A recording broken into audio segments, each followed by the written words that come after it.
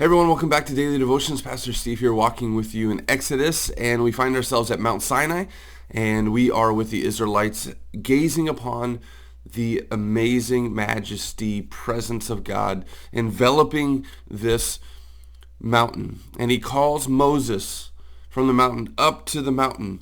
And it's a very similar calling for him to be able to have something on fire and approaching that fire. Remember that burning bush in Exodus 3, as Moses approaches, it's holy, it's set apart. It's not burning up, either is this mountain, but the presence of God is in that place. And God is calling out to Moses, bring my people up out of Egypt, but then bring them to this place. And he has brought them to this place, this mountain, where he is going to shape and form this community to be his people. They are his people. He's called them out of slavery, oppression, to have freedom and life in him. But what does that look like? Well, God gets pretty practical in Exodus chapter 20, and it's something that you know really well. This is the crux of the book of Exodus. And as we get to see the 20th chapter out of 40, we get to understand a little bit more who God is, what he has for his people, and how they can actually walk with him. However, we also know that the Ten Commandments are something about a promise fulfillment. It's a promise. It's a promise from God that you can't fulfill all these laws. In our sin, in our nature, we will fail against these laws. But yet God puts them into his people because there is one who will be able to fulfill them. Fulfill all righteousness, be able to walk blamelessly before God the Father, and that is his Son, Jesus Christ. And so we don't push you forward too quickly. We want to sit at the mountain with Israel, with Moses hearing these things and being able to really revel in the way that God says who his people are and what his expectations are. Here we go. Exodus chapter 20, beginning of verse 1, it says, "And God spoke all these words." There's actually, in Hebrew, it's actually a word on these tablets. It's not necessarily the big sentences, as we say. It says the word. It says, "I am the Lord your God who brought you out of Egypt, out of the land of slavery. You shall have no other gods before me. You shall not make yourself an idol in the form of anything in heaven above, or on the earth beneath, or in the waters below. You shall not bow down to them or worship them. For I, the Lord your God, am a jealous God, punishing the children for the sin of the fathers to the third and fourth generation of those who hate me, but showing love to 1,000 generations of those who love me and keep my commandments. You shall not misuse the name of the Lord your God, for the Lord will not hold anyone guiltless who misuses his name." And this is where denominationally in the Christian church, this is where kind of the split is. The Ten Commandments are seen different in the Reformed Church, in the Baptist Church. They see that these, the verse 4 through 6 and 7 are two different commandments. In the Lutheran faith, as we have in Luther's Small Catechism, we take those together, because there's not necessarily a separation. It's talking about you shall have no other gods before me, right? It's kind of talking about this idol worship, but also in that way of misusing God's name, it's that idol worship as well. And so as we get to see number 1, you shall have no other gods before me, right? What does this mean? We should fear, love, and trust in God above all things. It goes into number 2, right? You should not misuse the name of the Lord your God or take it in vain. But also it talks about witchcraft. It talks about, let me just read that to you real quickly from Luther's Small Catechism, how he explained it. It is, you shall not misuse the name of the Lord your God. What does this mean? We should fear, love, and love God so that we do not curse, swear, use satanic arts, lie, or deceive by his name, but call upon it in every trouble, pray, praise, and give thanks. And so as you get to see there, he's talking about the name. He's talking about, frankly, the worship of God. We're going to get to the Sabbath day on number 3, as we call it, in verse 8. But how we take this is, commandment 1 is you shall have no other gods. and commandment 2, you shall not misuse the name of the Lord your God. So as you get to see Luther put together saying, when you build an idol, right, and you have or you have idol worship, that's really coexisting with that first commandment.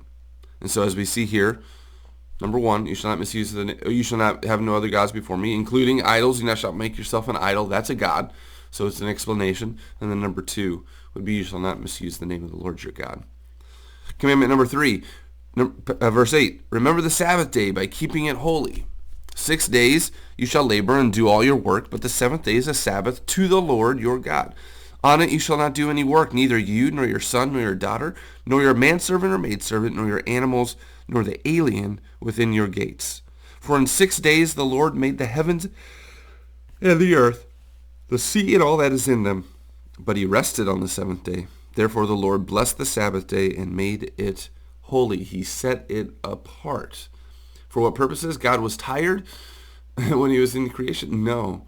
He knew full well that he put this day in the creation to rest because he knew that we would need rest. But the bigger part about it isn't necessarily the tired, fatigue rest because we've been working for 6 days. It's the rest that we find in God, that the relationship that we have with him, we can rest, not having to toil and work that day, knowing that God will provide. That's the rest that we find. That's keeping the Sabbath day holy, set apart. Commandment number 4, verse 12. Honor your father and your mother so that you may live long in the land the Lord your God is giving you. Commandment number 5, you shall not murder. Commandment number 6, you shall not commit adultery. Number 7, you shall not steal. Number 8, you shall not give false testimony against your neighbor. Commandment 9, you shall not covet your neighbor's house. You shall not covet your neighbor's wife or manservant. This is commandment 10, sorry. Manservant or maidservant, his ox or donkey, or anything that belongs to your neighbor. So 9 and 10 there in verse 17. When the people saw the thunder and the lightning and heard the trumpet and saw the mountain and smoke, they trembled with fear. They stayed at a distance and said to Moses, speak to us yourself, and we will listen. But do not have God speak to us, or we will die. Moses said to the people, do not be afraid. God has come to test you, so that the fear of God will be with you to keep you from sinning. The people remained at a distance while Moses approached the thick darkness where God was. Verse 22, then the Lord said to Moses, tell the Israelites this, you have seen for yourselves that I have spoken to you from heaven. Do not make any gods to be alongside me. Do not make for yourselves gods of silver or gods of gold. If you know the rest of the story, this is just a warning because God knew. The bigger thing about what God knew was this is how they lived. This is how they worshiped. This is what they were surrounded with in Egypt. And I'll say it again. God's brought them out into the wilderness to rid them, the community, of Egypt. To get the Egypt out of them. Not to get them out of Egypt, but get the Egypt out of them. The idol worship, the pantheism, the polytheism of being able to say the many gods, everything that they were surrounded with in Egypt wasn't the truth. And so he is going to speak to them truth. And he says here, don't form any idols. Man, they're going to fail. We fail too. But God's putting that out there to form and shape. Here's my expectation. And then there's going to be consequences. Verse 24, make an altar of earth for me, and sacrifice on it your burnt offerings and fellowship offerings, your sheep, goats, and your cattle. Wherever I cause my name to be honored, I will come to you and bless you. If you make an altar of stones for me, do not build it with dressed stones, for you will defile it if you use a tool on it. And do not go up to my altar on steps, lest your nakedness be exposed on it. Okay, that's pretty detailed, but being able to say, don't use the dressed stone, because then you'll think that you want to carve it, and then all of a sudden you're actually making that altar to look good so that you could actually have a reward, so that you could actually say, I made that. Make it out of earth. It's good enough. The stones that you choose, not the dressed stones, don't work on it. Build an altar out of the earth for me. And don't go up on steps to the altar, because what they had there was actually those robes, right? The tunics that they have. And as they go up, right? They're not wearing any undergarments, and as they go up, nakedness would be exposed if they were above the people walking up the stairs, and that is pretty detailed. But that was actually shame-filled for people to see you naked. So clothed yourselves, make sure that there's no steps, because all of a sudden I don't want also any distraction within the worship. When I build that altar, it's for a purpose of actually honoring and glorifying God, and let it be that. So I guess that's really the devotion for today. We've gone through the Ten Commandments. We've seen what God places into his community. But really what he's speaking to him is saying, man, focus. Meditate, as he says in Psalm 1, meditate on this law day and night. For what purpose? So that you can say that I can complete this law before God? No. It's so that I know who God is.